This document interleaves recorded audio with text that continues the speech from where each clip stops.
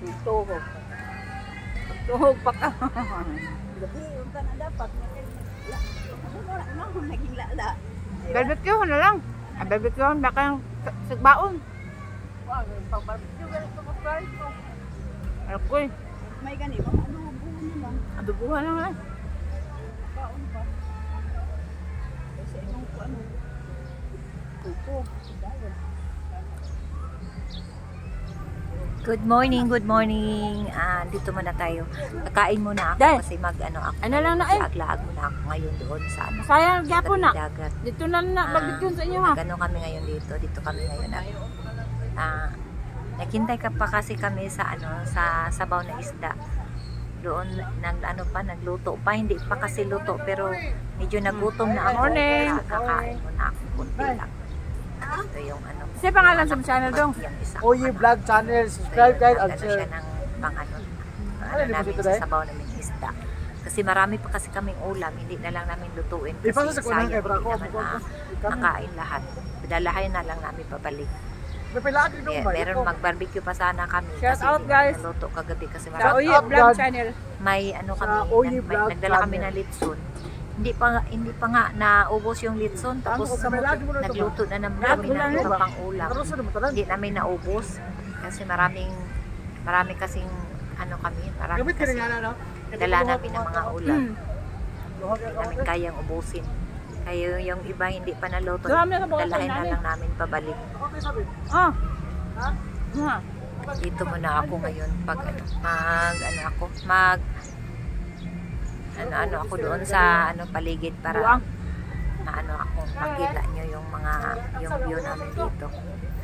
Kasi mamayang hapon, pauwi na naman kami mamayang hapon. Ito muna ako ngayon.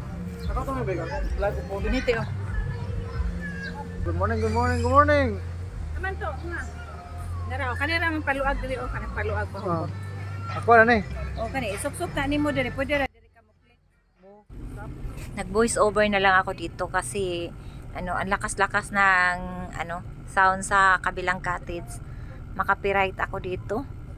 Ito na ako ngayon kasi ano yung ano ko galing sila doon sa ano naligo sila kasi may mga bata doon binantayan niya. Ako dito lang muna ako kasi hindi ako naligo kasi masakit yung tiyan ko. Ang lakas-lakas kasi ng hangin. Grabe ang lakas ng hangin, hindi ako gusto ko sana kagabi maligo kasi maraming naligo kagabi. At saka grabe din ang lakas ng hangin, ang lakas-lakas ng hampas ng alon. Hindi talaga makaya, kaya yun, dito muna ako. Yung anak ko, naghingi sa akin yung pang ano ba, phone holder. Hiningi niya, binigay ko na lang sa kanya kasi dalawa naman yung aking phone holder. Binigay ko na lang sa kanya yung isa. Gusto niya kasi may channel din siya. Please naman paki-subscribe naman sa Oye Vlog Channel po. At saka sa akin din po, Vines Mix Vlog. Sana ano din i-visit niyo yung channel ko. Saka sana din mag-subscribe din kayo. Pakisuyo na lang po mga guys. Sana mapansin niyo rin ako. Kasi kakaumpisa ko lang sa vlogging. Pasensya na kayo kasi hindi kasi ako sanay sa voice over. At saka hindi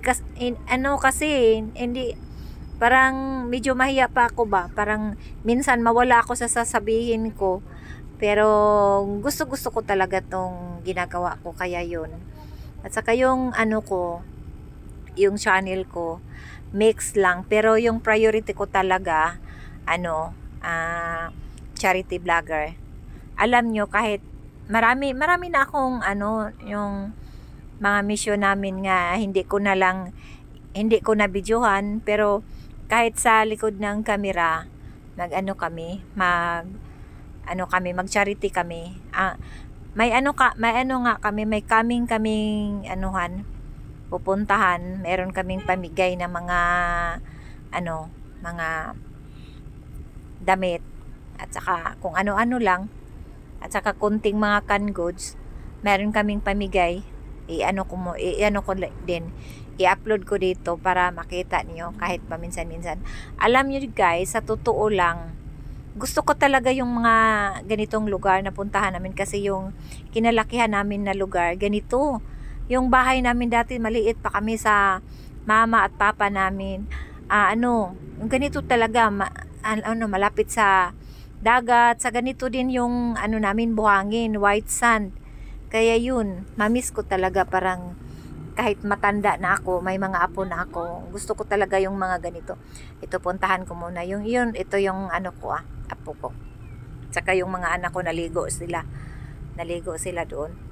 Kaya, dito lang muna ako. Magtingin-tingin lang ako dito kasi hindi ako maligo. Kasi talaga, dali lang sumakit yung tiyan ko ba, lalo na pag malamig, tapos mahangin, hindi talaga ako gusto ko sana talaga maligo, pero sumakit yung tiyan ko, hindi na lang ako naligo. Sila na lang. Dito na lang ako, hanggang tingin-tingin na lang sa kanila. Alam niyo dito, mga kaibigan ko, dito maganda talaga kasi malayo na to sa Davao City. Tabok na to na kasi isla to dito. Samal Island. Ito yung Samal. Dito sa kasi kami ngayon sa Davao City. Dito yung lugar na pinuntahan namin sa Samal Island. Ito yung tinatawag nila na Talikod Beach kasi yung nakita ninyo yung parang may kulay green din sa yun, isla din yun. Isla na hindi naman gaano kaliit na isla, malaki-laki din yun kasi marami din yung mga tumira doon.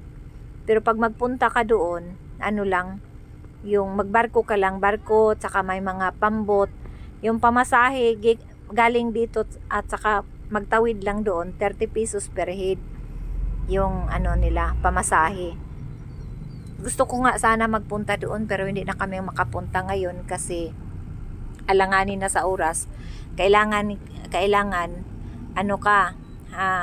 madaling araw ka dumating dito para magpunta ka doon para mamayang hapon makabalik ka naman kaagad. Kasi paggabi na walang magbiyahe papunta doon. Kasi medyo malaki-laki yung mga alon dito kasi makantilado na yan dyan hindi na pwede puntahan. At saka yun yung may mga buya doon, hanggang doon ka na lang, hindi ka pwedeng lumampas doon kasi kantilado, malalim talaga dyan. Dyan lang sila naligo. Pag maliit ang dagat, hindi ka wala, lang talaga, hindi talaga masyadong malayo dito sa sa gilid sa may buhangin, hindi talaga masyadong malayo kasi diyan sa may mga na yan, may mga buya na color orange na yan, yung mga maliliit na makita ninyo, na yan, kantilado talaga yan. Makaagi na yung mga barko dyan magpunta doon sa kabila. Hanggang tingin na lang ako dito, mag-video na lang ako. Saka maya-maya magpunta ako doon sa kabilang side para makita din ninyo. Kasi maganda talaga dito, pero mas bet ko yung yung beach nga hindi pa gaano kamaraming tao. Yung dati yung napuntahan namin doon sa Governor Generoso, lang, parang kunti pa lang yung mga tao nagpunta doon. Mas maganda talaga kasagad kaysa ganito. Pero sabi nila pag hindi daw weekend, hindi naman ganito ka-crowded. Ngayon kasi yan, Saturday kasi walang trabaho, kaya maraming tao. Marami kami ngayon dito. Pero pag hindi daw, Monday hanggang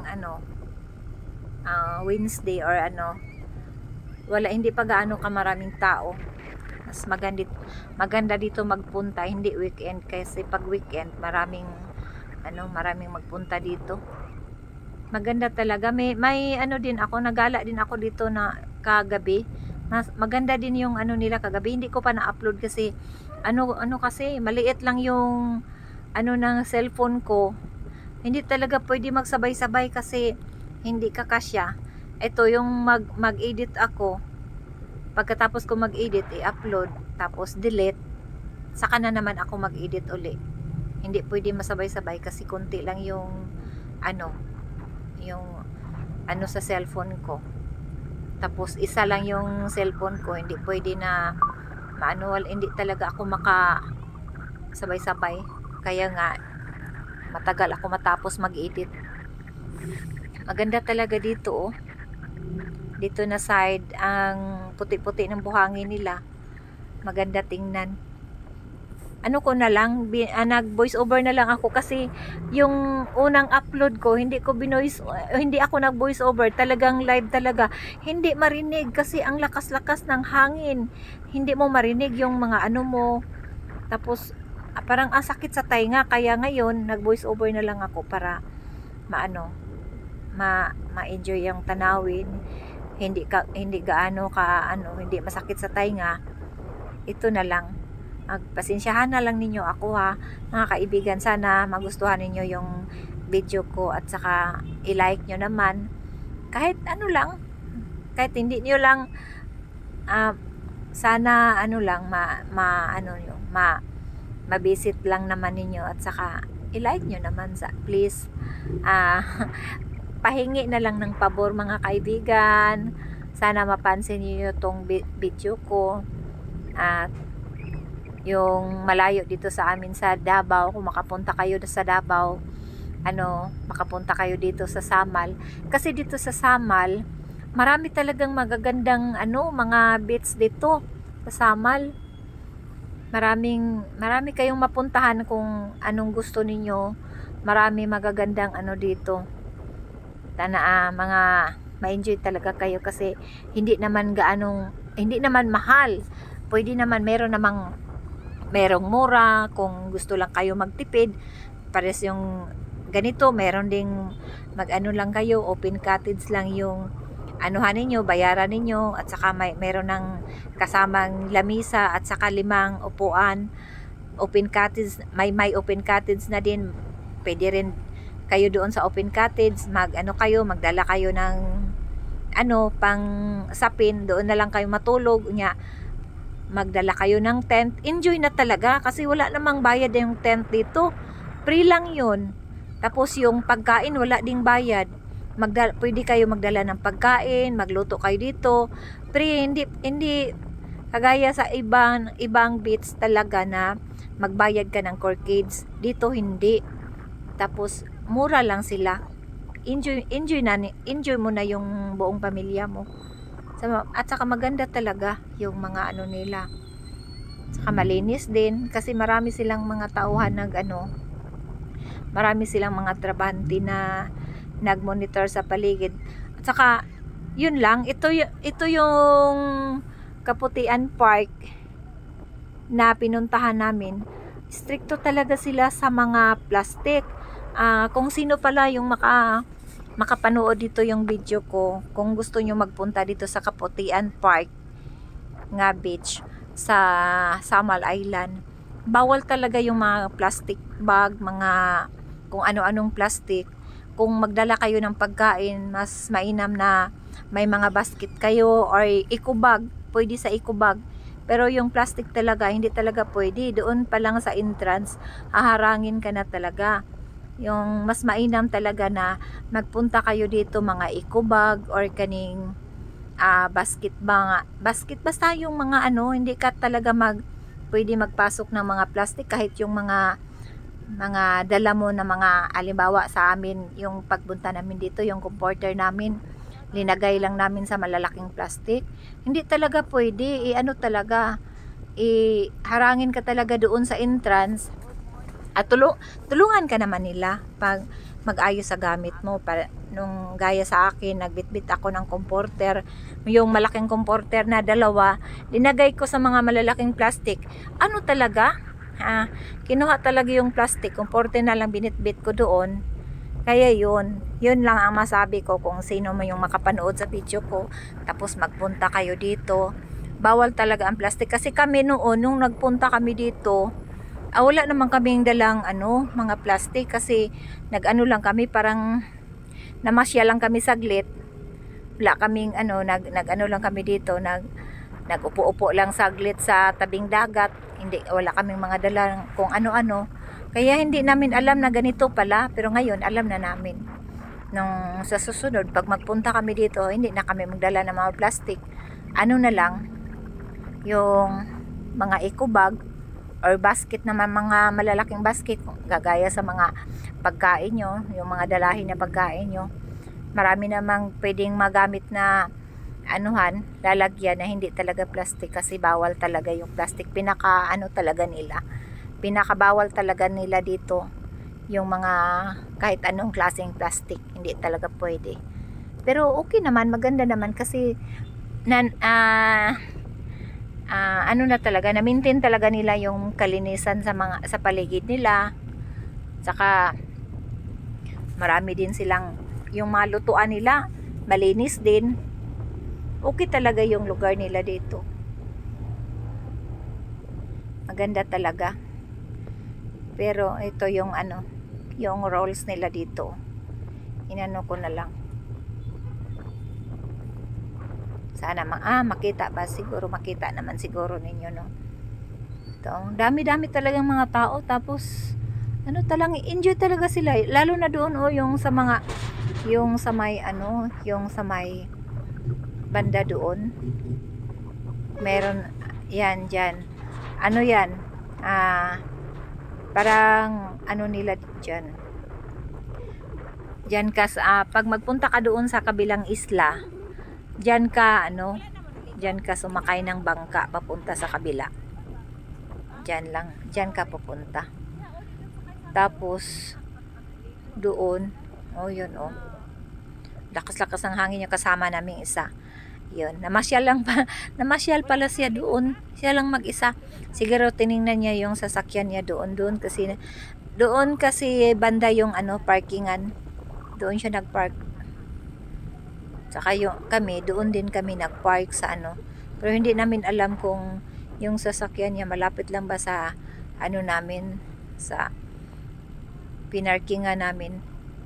Kaya yun, nagpunta siya doon kasi alam nyo, ang laki-laki talaga yung area nila dito. Tapos maganda rin naman, maraming yung parking lot nila malaki din, maluwang din ang yung parking lot nila. Yung ibang naligo, hindi na sila nagbayad ng cottage. Dito na lang sila diretso sa parking. Tapos sila ng tent. Tapos may mga duyan, pwede naman ng duyan. Maglagay ng duyan diyan sa mga kahoy. Kahoy na talisay man siguro yung kahoy na yan.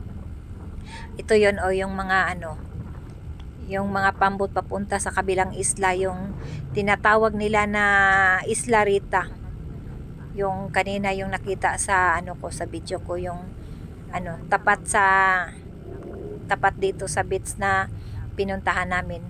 Isla Rita doon. Diyan ka sumakay papunta doon sa kabilang isla.